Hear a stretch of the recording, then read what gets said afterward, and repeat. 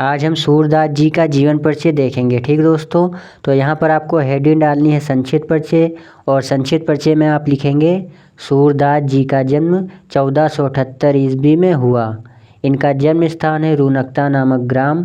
इनके पिता का नाम है पंडित रामदास जी। इनकी प्रमुख रचनाएं हैं सूरसागर, सूरसारावली आदि इनकी प्रमुख रचनाएं हैं। इनकी मृत्यु हुई थी 1583 ईस्वी में। इतना लिखने के बाद आपको हेडिंग डालनी है जीवन परिचय, और जीवन परिचय में आप लिखेंगे सूरदास जी का जन्म रूनकता नामक ग्राम में 1478 ईस्वी में पंडित रामदास जी के घर हुआ था। पंडित रामदास जी सारस्वत ब्राह्मण थे। कुछ विद्वान सीही नामक स्थान को सूरदास जी का जन्म स्थान मानते हैं। सूरदास जी जन्म से अंधे थे या फिर नहीं, इस संबंध में विद्वानों में मतभेद है। विद्वानों का कहना है कि बाल मनोवृत्तियों एवं चेष्टाओं का जैसा सूक्ष्म वर्णन सूरदास जी ने किया है, वैसा वर्णन कोई जन्मांध व्यक्ति कर ही नहीं सकता। इसलिए ऐसा प्रतीत होता है कि वे संभवतः बाद में अंधे हुए होंगे। सूरदास जी एक बार वल्लभाचार्य जी के दर्शन के लिए मथुरा के गौघाट गए और उन्हें स्वरचित एक पद गाकर सुनाया।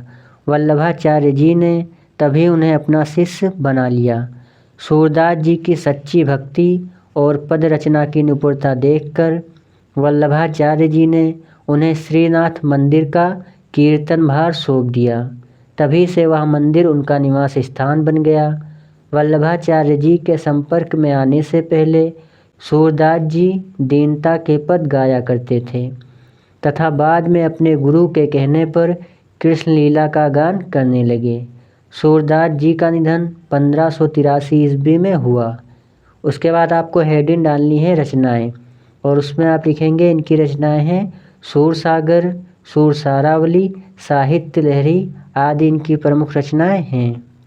तो इसी के साथ ही आपका जीवन परिचय कंप्लीट हो जाता है। ठीक दोस्तों, तो इसको हमने अपनी भाषा में लिख रखा है, एकदम ईजी लैंग्वेज में है। थोड़ा सा आपको ये देखने में बड़ा लग सकता है, लेकिन अगर आप इसको पढ़ेंगे 2-3 बार अच्छे से याद करेंगे तो ये आपको आसानी से याद हो जाएगा। तो ये काफ़ी इम्पोर्टेंट आपका जीवन परिचय है, सो इसको हमने आपको करा दिया है।